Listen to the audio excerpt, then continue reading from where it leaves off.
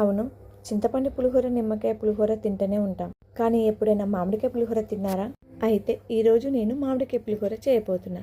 ఇంకెందుకు ఆలస్యం, నాతో పాటు మీరు చూసేయండి.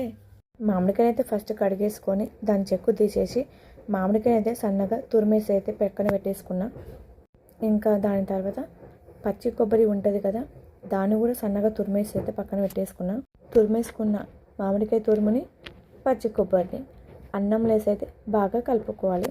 అప్పుడే వండేసుకున్న రైస్ అయితే ఒక 5 మినిట్స్ ఆరబెట్టేసుకొని మామిడికాయ తురుముని, కొబ్బరి తురుముని వేసి కలుపుకోండి. ఏదో వీడియో చూసి స్కిప్ చేయకుండా మీరు కూడా ఒకసారి ట్రై చేయండి. ఇంకా దాని తర్వాత పోపు వేసుకోవడమే. పొయ్యి మీద కడాయి పెట్టి ఆయిల్ వేడయ్యాక జీలకర్ర, ఆవాలు, మినపప్పు, శనగపప్పు, పల్లీలు, ఎండుమిర్చి, దాని తర్వాత కరివేపాకు. పోపు వేసేటప్పుడు అయితే కొంచెం జాగ్రత్తగా ఉండండి, కొంచెం దూరంగానే ఉండండి. మళ్ళీ పైన చిల్లినాక తర్వాత కష్టం. పప్పు దినుసులు మొత్తం దూరంగా వేగాక చిటికెడు పసుపు, టేస్ట్ దగ్గర సాల్ట్ వేసి ఒక 1 మినిట్ అలా వేడయ్యాక తీసి పోపుని రైస్లో కలుపుకోవడమే. కలుపుతుంటే వాసన అయితే అదిరిపోయింది. నాకైతే పులిహోర చూస్తేనే చాలా టెంప్టింగ్గా ఉంది. ఎంత ట్రెడిషనల్ కదా పులిహోర అంటేనే. అవును, మీకు ఎంతమందికి ఇష్టం మామిడికాయ పులిహోర అంటే ఇన్బాక్స్లో కామెంట్ చేయండి. ఏమన్నా ఉందా టేస్ట్ అదిరిపోయింది.